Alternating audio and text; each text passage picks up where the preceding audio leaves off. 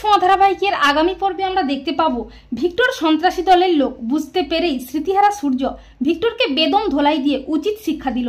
হ্যাঁ বন্ধুরা, আমরা এমনটাই দেখতে পাবো অনুরাগের ছোঁয়া ধারাবাহিকের আগামী পর্বগুলোতে। সূর্য বাড়ি ফিরে এলে কাকিয়া সূর্যকে বরণ করে বাড়ির ভেতরে আনে, আর সোনারূপা বলে এইটা তোমার নিজের বাড়ি। কিন্তু সূর্য কাউকে চিনতে পারে না, এমনকি নিজের বাড়িটাকেও ঠিকমতো চিনতে পারে না।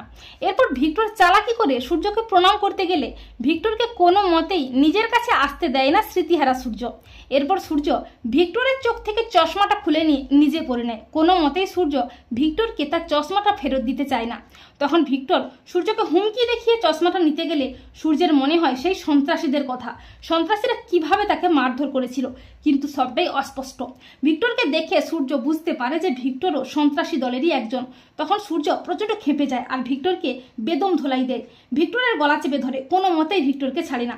বাড়ির সবাই বলে ভিক্টরকে ছেড়ে দিতে, কিন্তু সূর্য কোনো মতেই কোনো কথাই শোনে না, এমনকি দীপার কথাও শোনে না। তখন দীপা বলে, ওকে ছেড়ে দিন, না হলে আমি এক্ষুনি এখান থেকে চলে যাব। তখন সূর্য ভিক্টরকে ছেড়ে দীপাকে জড়িয়ে ধরে আর বলে, না তুমি আমাকে ছেড়ে কোথাও যাবে না। আর সূর্যের এই ভয়ঙ্কর রূপ দেখে ভিক্টর প্রচণ্ড ভয় পেয়ে যায়। এরপর সূর্য দীপাকে কোনো মতেই যেতে দেয় না। তখন দীপার বাবা আপত্তি করে বলে যে দীপা এ বাড়িতে কোন পরিচয় থাকবে, এইভাবে তো বাঁচতে পারে না। তখন লাবণ্য দীপার বাবার কাছে হাত জোড় করে বলে, আপনার কাছে আমার ছেলের প্রাণ ভিক্ষা চাইছি। আর দীপাও তার বাবাকে বলে যে ডাক্তারবাবুকে এই অবস্থায় আমি ফেলে যেতে পারবো না বাবা, তুমি আমাকে ক্ষমা করো। উনি এখন একজন শিশুর মতো হয়ে গেছেন, উনি আমার মধ্যে ভরসা খুঁজে পেয়েছেন, আমি কি করে ওনাকে ছেড়ে যাব। এরপর দেখা যায় মাঝরাতে দীপা সূর্য ও সোনারূপাকে যখন ঘুম পাড়াচ্ছিল তখন দরজার আড়ালে কাউকে দেখতে পায়। তখন দীপার মনে সন্দেহ হয় যে কেউ তো এই বাড়িতে আছে যে সন্ত্রাসী দলের হয়ে কাজ করছে, ডাক্তারবাবুর ক্ষতি করতে চাইছে।